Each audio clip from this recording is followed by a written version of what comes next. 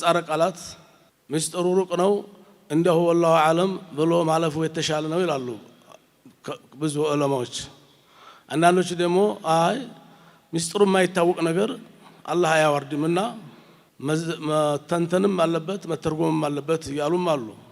የመካ ሙሽሪኮች ቁርአን ሲቀራ ያፊዙና ይሳለቁ ነበር። ቁርአን ሰው ጆሮ እንዳይሰማ ቁርአን አእምሮን ይቆጣጠራል፣ ፓወር አለው፣ አሳማኝ ነው። ስለዚህ ሰው ጆሮ ተገባ ሰዎች ያምናሉና ብለው ለማደናቀፍ ያጨበጭቡ ያፍጫጩ ይንጫጩ ነበር።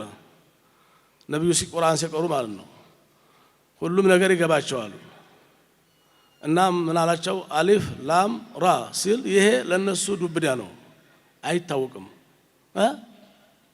ምን ይያለ ነው ሲሉ ቢያንስ ቀጣውን ነገር እንዲሰሙ እነሱ ጋበት አልመፍጠር አላህ የተጠቀመው አነጋገር ነው ይላሉ። አንዳንዶች ደግሞ አሊፍ ላም ራ ማለት እዚህ ቦታ ላይ አሁን እኔ አላህ ነኝ አራ እማላየው ነገር የለም። ይህ ቁርአን ከየት እንደመጣ በራሱ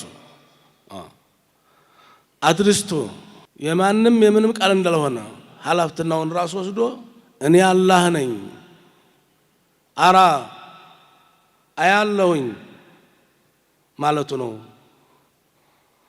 ማ ተቁሉና ወማ ተዕመሉን የምትናገሩትን ነገር እሰማለሁ የምትሰሩትን ነገር ሁሉ አያለሁ ከኔ የሚሰወር ነገር ምንም ነገር የለም